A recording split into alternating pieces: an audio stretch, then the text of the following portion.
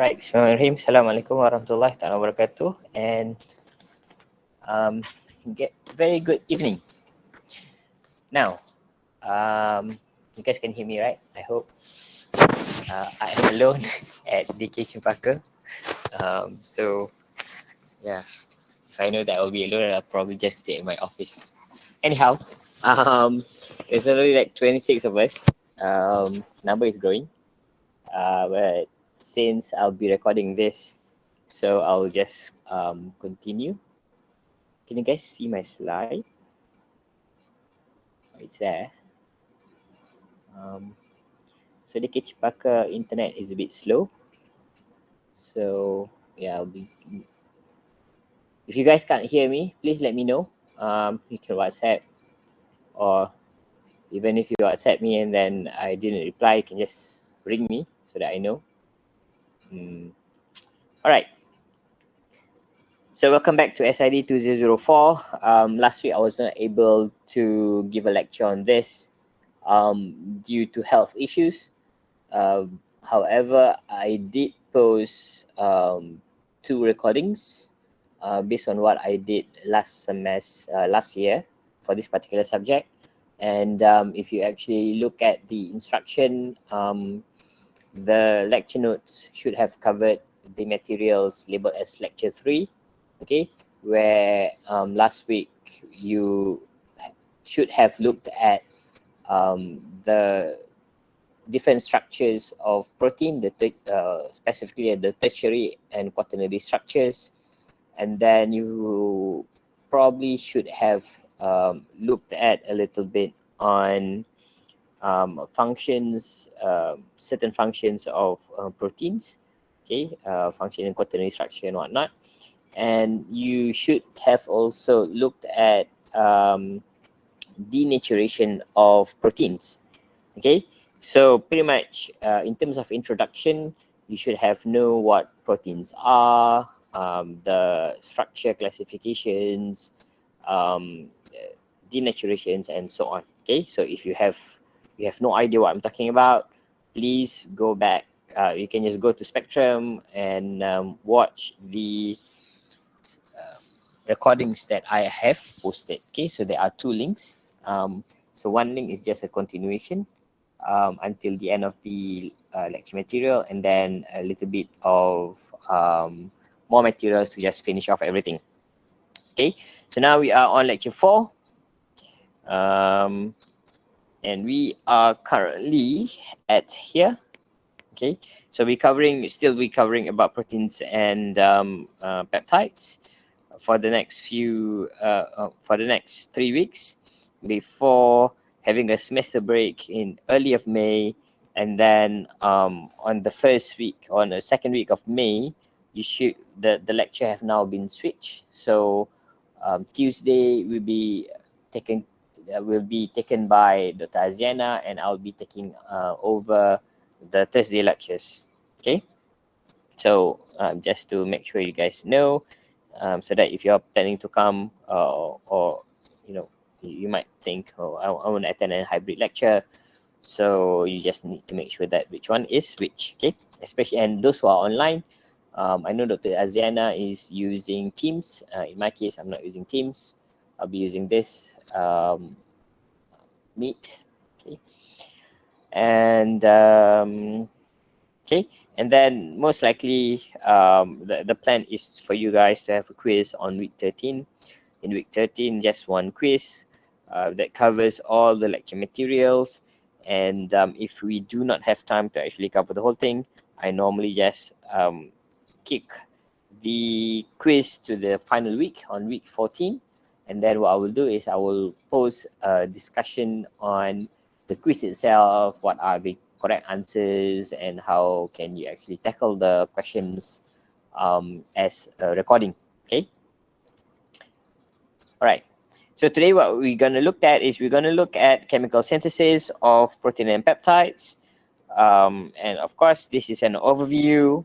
So by knowing this, it doesn't mean that you can actually synthesize in comparison to other organic reactions. by knowing how to do it, you can actually, you know, replicate by just learning. Say for example, step 1 you do this, step 2 you do this and that, step 3 you mix it, blah blah blah, and then to the end of the day you will get your product. But for protein and peptides, the synthesis is more complex. The steps are relatively easy and repetitive, but there are certain techniques that you need to you know, have to ensure that the peptides or the proteins that you are synthesizing are to the full sequence of amino acid that you want. Okay. All right. So in comparison to a conventional synthesis where you just stay an A, you have an B, you mix it in a round bottom flask or conical flask, you stir it, you heat it up, or you don't want to heat it up, you probably put in 1 or 2 drops of acid or base, or put a metal catalyst, and so on and so forth. And to the end of the day, what you'll get is you'll get the product of A and B. Okay, either it's a conjugated A and B, or you might transform it to product C, or so on and so forth. Okay. However, in a peptide synthesis, if say you want to synthesize a dipeptide consisting of glycine and alanine, okay, so you have 1 glycine amino acid and 1 alanine amino acid. That's the chemical structure of glycine and alanine. Okay, so and if you can see here, now you have 2 functional groups, right? A minimum of 2 functional groups for each amino acid. Either you have one, either. So you definitely will have an amine group and a carboxyl group for both. So if you just simply use a conventional method of chemical synthesis where you just, you know, chuck in compound A and compound B, let it react, you get a product, or you probably need to purify after that. So for peptide synthesis, if you just do that, you definitely will get your product. That's one thing. But you also will get at least a minimum of 3 other byproducts. Okay, what do I mean by that? Is if say you evaluate that with G and alanine with A, so if you combine them together, you can have a G reacting with a G, A reacting it with an A, you have a G reacting with an A, and you can have an A reacting with a G. Okay, so by having just 2 amino acids, a minimum of byproducts that you will get is 3. Okay, so one of them is the correct one. So in this case, that is the correct one, but the other 3 is what we call as a byproduct. And this is just talking about in a best case scenario, where you'll get 25% of GA, 25% of each of these components. But this one, you do not take into consideration that number of moles of glycine to alanine might be slightly different.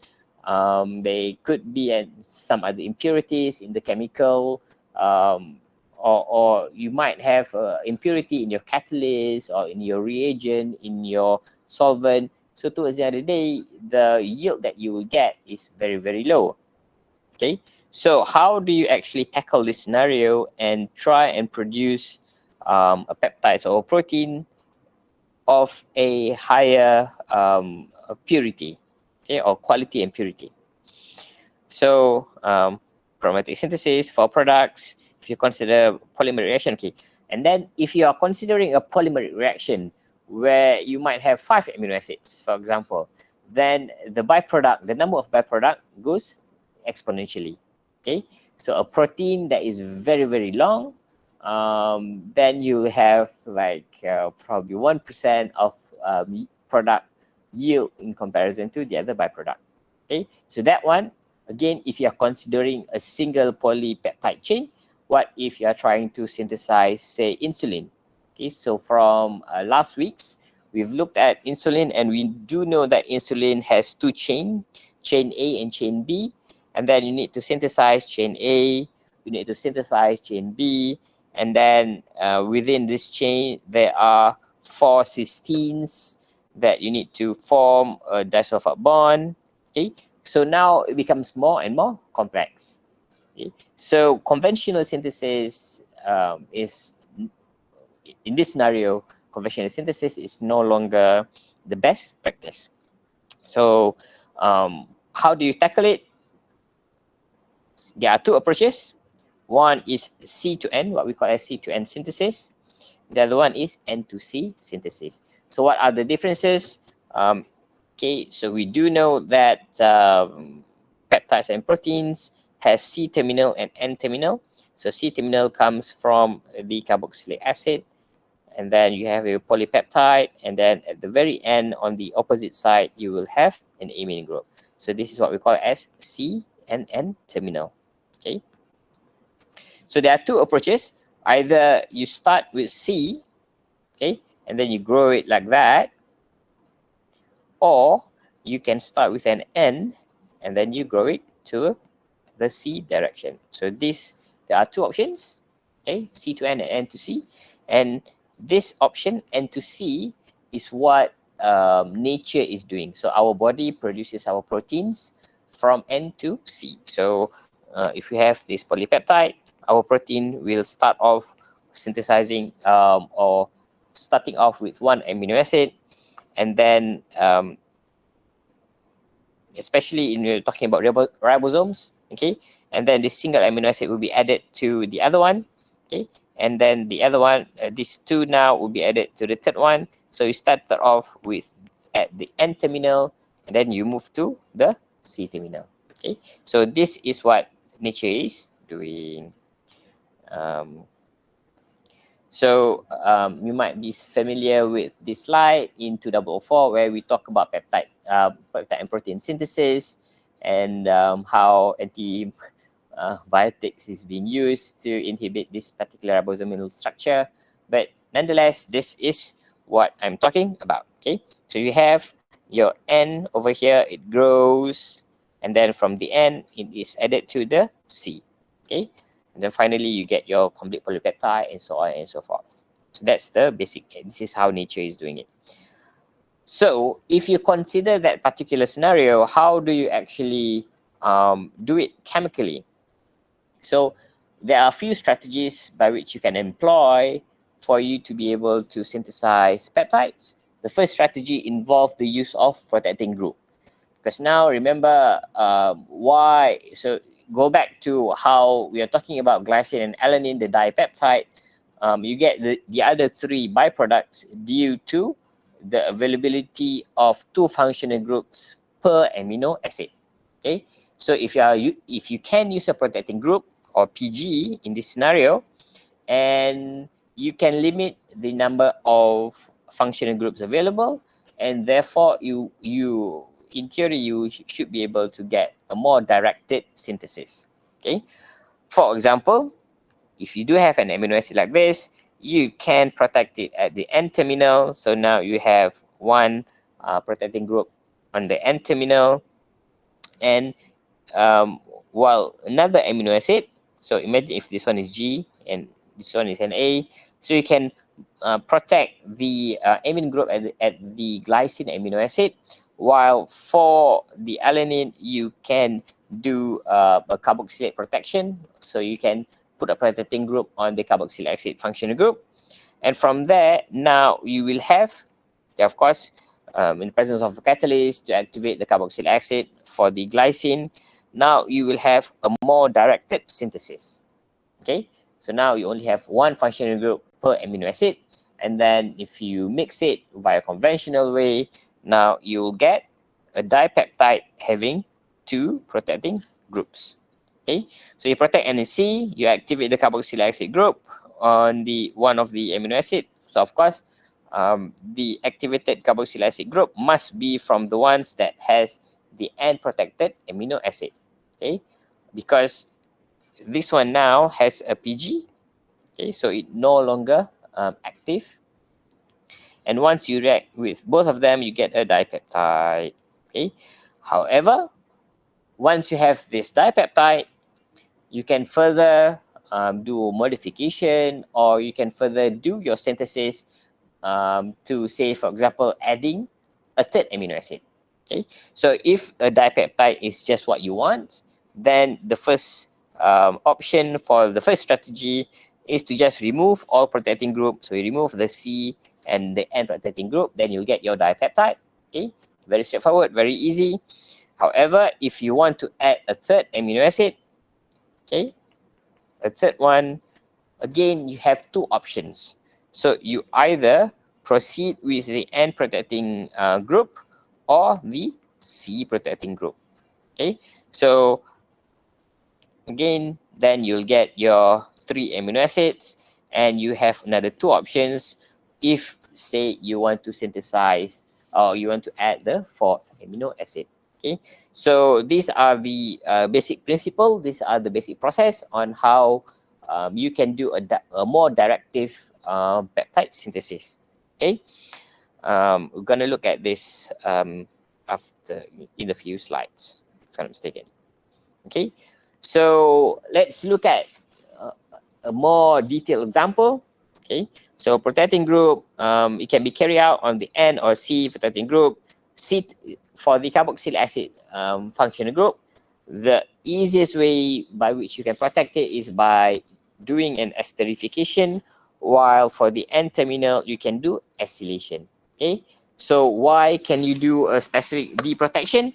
Oh, because towards the end of the day, you have two functional groups, and these two functional group has its own chemical activity. So one is more acidic, the other one is more basic. Okay. All right. So if, say, you want to protect the C terminal, okay, so if you want to protect the C terminal, how can you do it? So you can do it okay, via esterification, and I think you guys have learned about esterification in your first year. So it's a simple basic acid catalysis reaction, for example, using hydrochloric acid. So amino acid will react with alcohol in the presence of acid catalyst. Under acidic condition, the amino group deprotonates, thus will not interfere to the acidic esterification reaction. Okay, so now you have a proton and you have an alcohol, whatever it might be.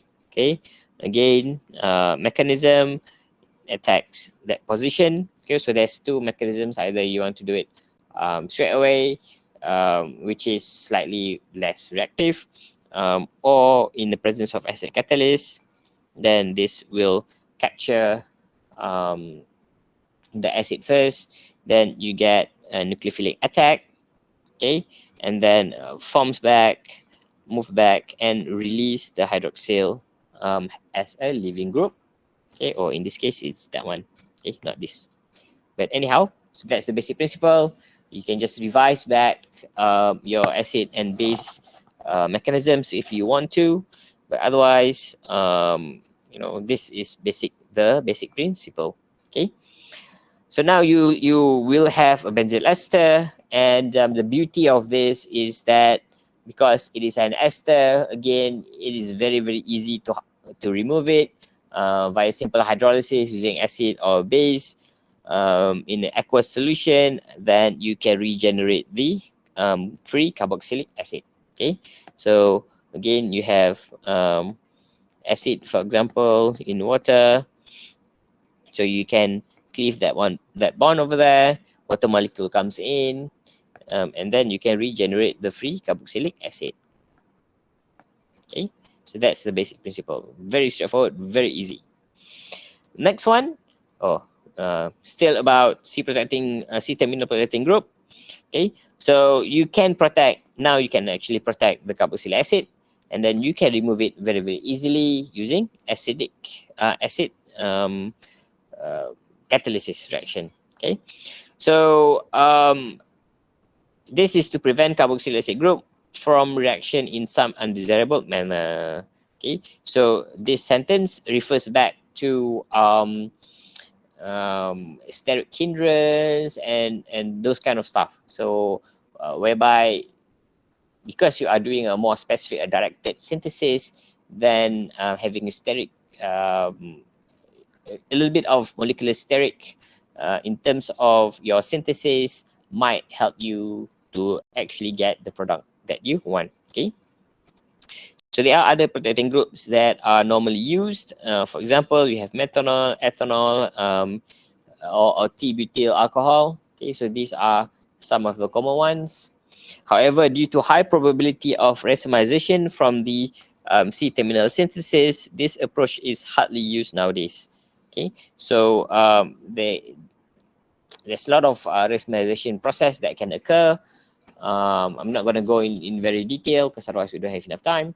But just suffice to know that this approach is not to say that it's not used at all. You can still use it because it's chemistry, but it's hardly used because there are other approaches that can produce a better yield, reduce racemization, and so on and so forth.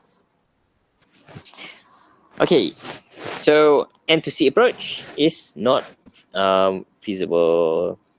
So we move to the second option, which is N-terminal protecting. So what you do here is acylation, and this is for the C to N approach. Okay, this is common strategy for protecting the amino group and reducing its nucleophilicity. Is to react the amino acid with carbonyl derivatives. Okay, so for example, you can have a benzyl carbonyl chloride. So this is a very active, and also you can have an anhydride, which is also very reactive. So in the presence of a nucleophile, okay, so the lone pair can easily attack that one. Okay, now you will have a T-butyl protected amino group, or you can have a CBZ group whereby the lone pair attacks on that particular terminal. Okay, so very straightforward. So an acylating agent, for example, anhydride converts the amino group to an amide. The reagent most commonly used for this purpose is third butyl dicarbonate, as I've shown in the previous slide. Amino acid plus BOC anhydride will give you your protecting group, which is known as a third butoxy carbonyl or BOC group. Okay, so in case if you have read articles and then suddenly it's written there as BOC amino acid, say for example BOC L-alanine. So the BOC here refers to the protecting group, and it just also refers to this third butoxy carbonyl. Okay, so in this case, what you'll have is you'll have this amine attacks on that particular position. I like to just draw it like that. Okay, and then you have you'll break that bond, and therefore finally you will have something like this. Okay, all right. Simple structure. All right, because BOC is acid labile, it is base resistant. If you look at the structure, it is relatively base resistant. It can be removed using strong acid such as trifluoroacetic acid. So this is one of the common concentrated acid that we use, that I use in my lab to synthesize peptides. Okay, so you have an acid over here. Pretty much you deprotonate that particular section, and then due to the environment or the solvent that you are using, which is slightly basic, normally you use DMF. In this scenario, in the presence of an acid, so DMF is slightly basic. Okay, in the presence of a strong acid like this, definitely what you will produce is heat, and therefore part of the byproduct you'll get is a dioxycarbonate. Okay, all right, and of course this is the byproduct. All right, okay, so that is the first approach. Okay, so and the first approach, when you're talking about conventional synthesis, normally what we are talking about is we are talking about liquid phase synthesis. Yeah, so the ones that I've shown previously, you have, say for example, beaker, you put two ingredients that you want, stir it. After a while, temperature, acidic catalyst, for example, then you get your product. Okay, so what is the second strategy? The second strategy that you can use is by using an activating agent. So why do you need to have an activating agent? Is because peptide bond formation, just trying to figure out, just trying to react two functional groups together without any catalyst is very, very slow at room temperature. Okay, so C and N does not react spontaneously to form an amide. So I think I've touched about this way when we first started this lecture. Okay, so it does not react spontaneously. So you need to have a catalyst, a certain catalyst. Yes, you might be able to use acid or base catalyst, but if you do use acid and base, there are some other side reactions that is unwanted. Okay, for example, again, remember that you want to conjugate two amino acids together, and then each amino acid has its own protecting group. Okay, and then if you recall, the protecting group on the C terminal, one example is an ester.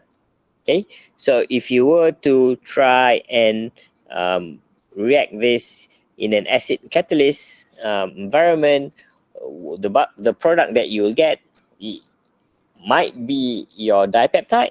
Okay, but at the same time, because the ester bond is also acid sensitive or acid labile, then you can get a deprotection of that particular protecting group.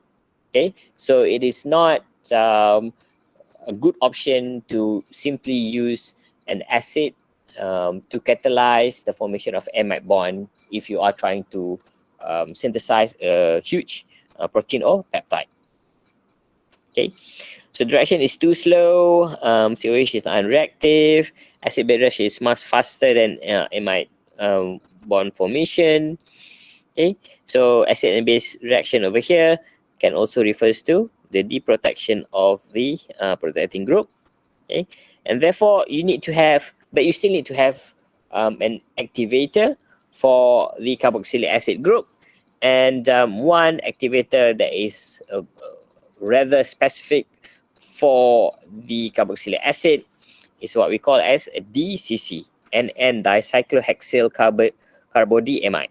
Okay, so this is the common activating agent that we use for peptide synthesis. Okay, so that is the structure of a DCC.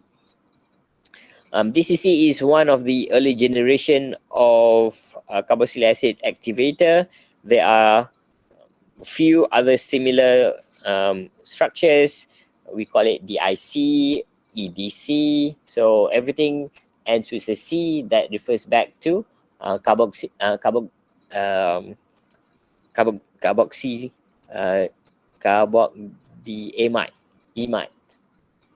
Okay, so if you do see something like this, a CC in a peptide synthesis is normally referring to this particular structure again. Okay, so DCC activates a carbonyl group by putting a good leaving group on the carboxyl carbonyl group.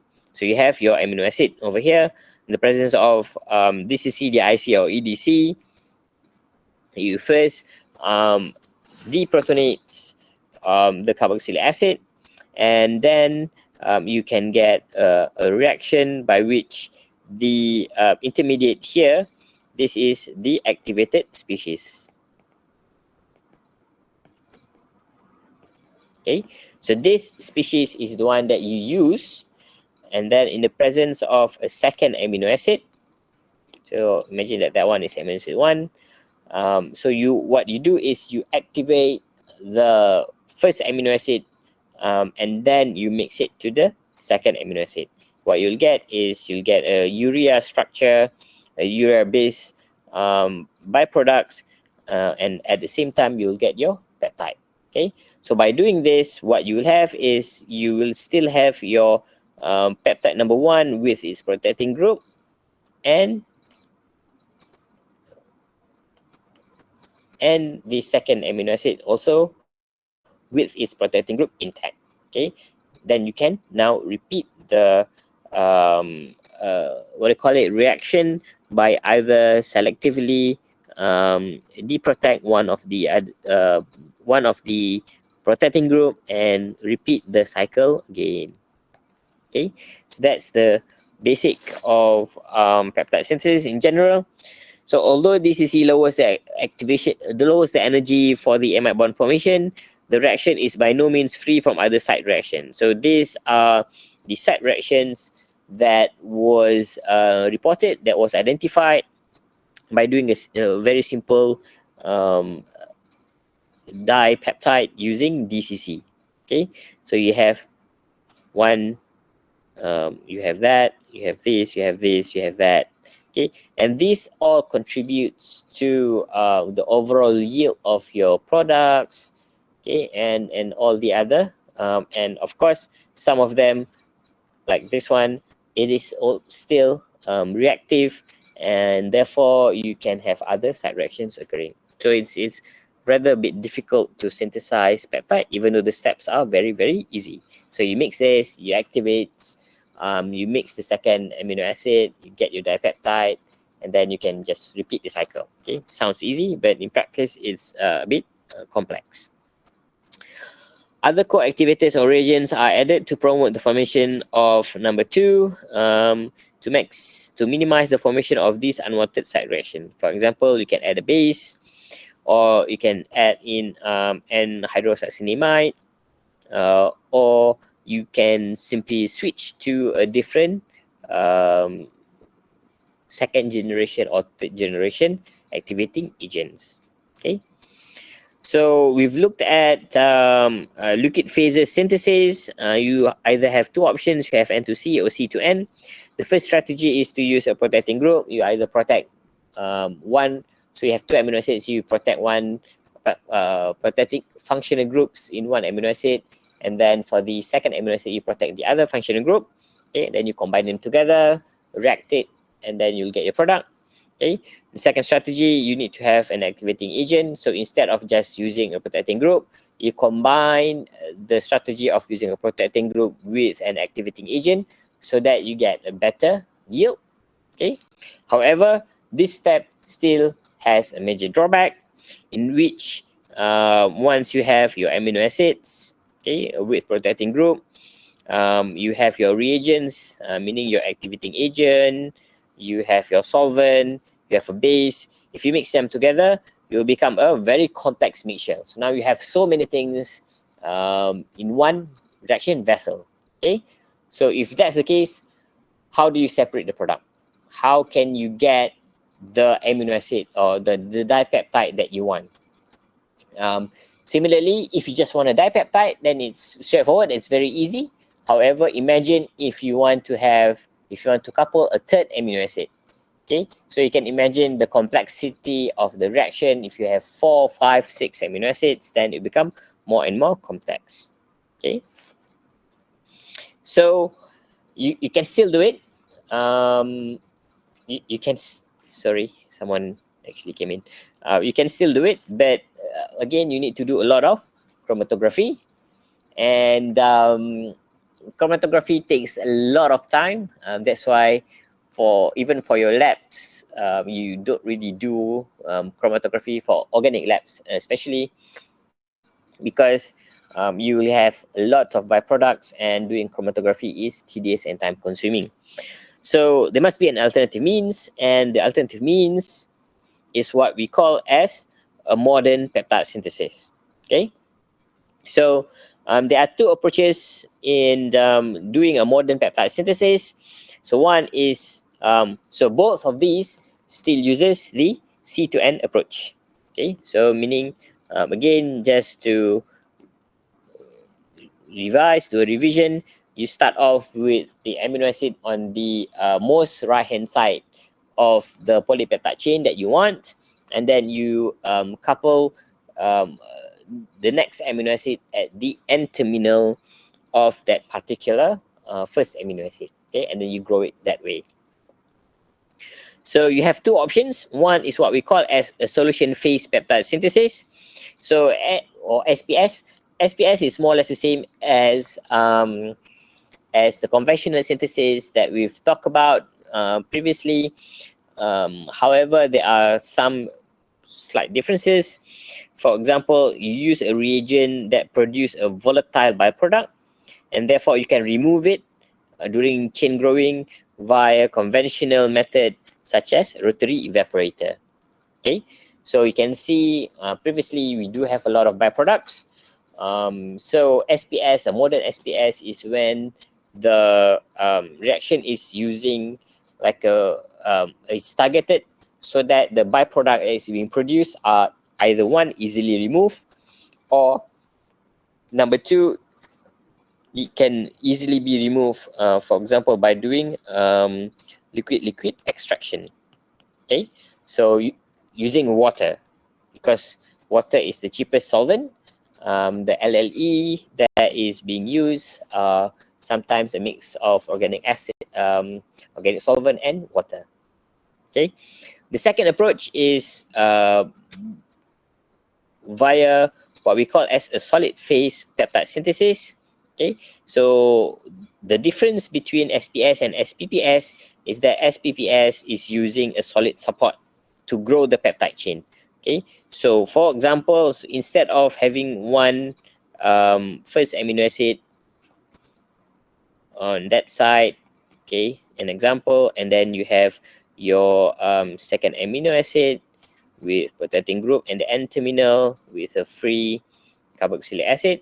Instead of doing this, and then once you have that, you have both PG, and then you need to selectively remove one of the PG, and then adding in amino acid number 3. So what you do is you swap the first protecting group with a solid support. Okay, for example, you can actually use amberlite resin. Okay, an example, of course, you don't just simply use the amberlite resin to get an ionic interaction. The best is for you to use a specific resin that can form a temporary covalent bond, and then you can actually remove it once your synthesis have completed. Okay, so let's have a look a little bit on how SPPS is being done. Oh wait, before that, let's go back to the basic. Say you want to synthesize now 4 amino acids or 3 dipeptides or tetrapeptides, 3 peptide bonds. Okay, so how can you do it? Since N to C approach has an issue, therefore you proceed with C to N, as I mentioned, and you can do both for SPS or SPPS. Okay, so you first synthesize that, and then you add that one in there, and then you add this one, and then you add that one. Okay, so that's the common thing that you know. So SPS works well for small peptides, but for many peptides that have been synthesized, and there are many peptides that have been synthesized. So SPS, it doesn't mean that SPS is useless because it's more difficult, but rather depending on what you want to synthesize. If you want to synthesize a dipeptide, then SPS is the best option. If you want to synthesize a larger peptide, then SPPS is of a benefit. Okay, so a large number of chemical reactions and purifications are required even for a small peptide. So why don't you do SPS for larger ones? Because you need to do a lot of purification. As I mentioned, column chromatography is an example. So you tend to avoid it. So although the individual yield are excellent with larger peptides, the overall yield becomes so small to be unusable, and several months or years are required to complete so many syntheses. So where do I get this information from? Well, basically, before SPPS was developed, peptides were synthesized using solution phase, and it actually I can't remember which peptide on top of my head now. Okay, but it actually took years to actually synthesize the first, if I'm not mistaken, about 20 amino acids peptide. Okay, so nowadays 20 amino acid you can easily complete it within 1 week. So the large amount of time required and the low yield are due largely to the lag in purification steps. So you need to purify it to make sure that the synthesis is as clean and as high yield as possible. Okay. So in terms of yield, small versus large SPPS. Small meaning you are trying to synthesize a small peptide, 2 amino acid or 3 amino acid. Large is when you want to synthesize, in this case, example that I've written is 20. Okay, so imagine if you're talking about yield. Okay, so imagine you do know our kind of like structure moves from the C to N. Okay, so you have your first amino acid, and then you manage to couple your second amino acid. Okay, and of course, in any chemical reaction, it's very difficult for you to get 100% yield. Therefore, in this scenario, let's say the yield that you get from your second dipeptide is 80%. Okay, so just imagine.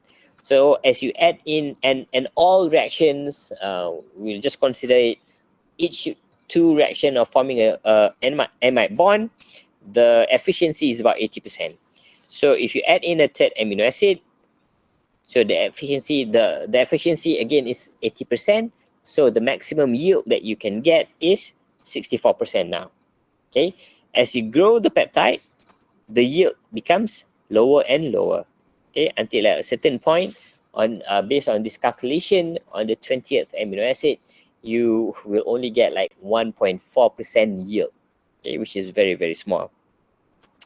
So low yield is very, very problematic, especially for large peptide. So definitely you need to find different ways by which you can synthesize peptide. Okay, so this is an example. Take insulin. So insulin, we've talked about insulin previously. So you do know that insulin has 2 polypeptide chain. So you cannot simply just synthesize it once continuously to get insulin.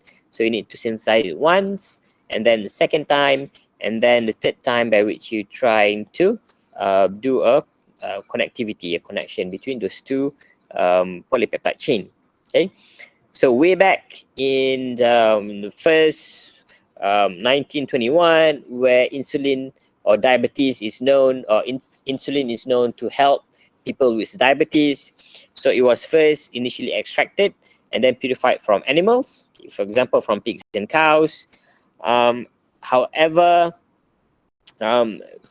increasing of diabetic problems associated with allergic reactions to animal products. Okay, so as more and more people are using it, there tends to be more and more side effects being reported. For example, an allergic response from a byproduct. This can come from either unclean purification, or even some proteins are still present that may cause an allergic response, and so on and so forth. Okay, so this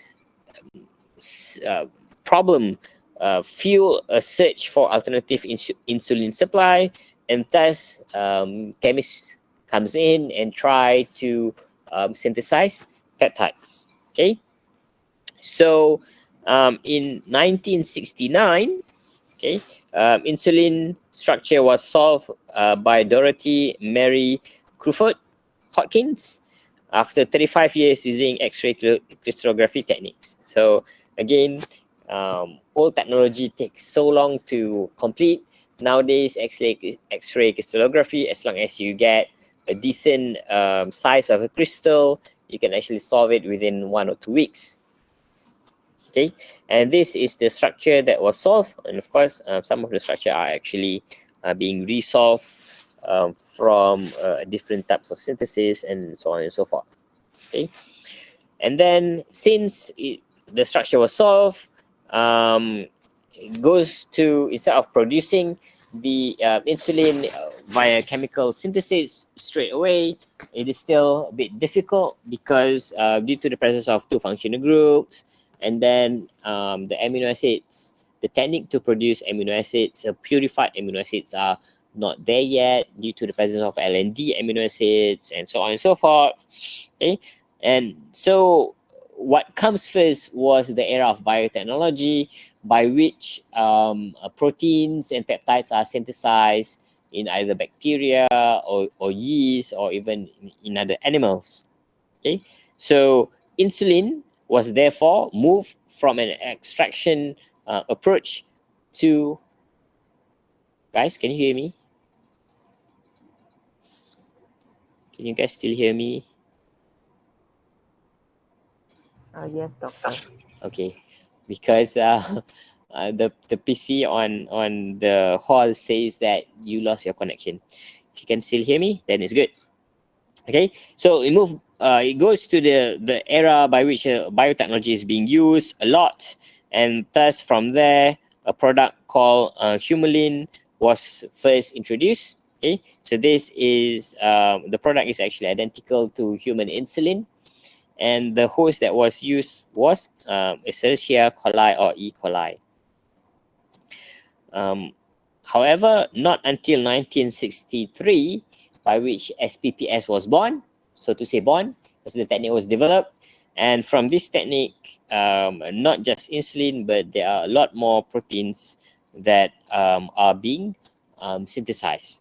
SPPS is also known as a Merrifield approach. So Bruce Merrifield is the person who first reported on the solid support synthesis of peptides.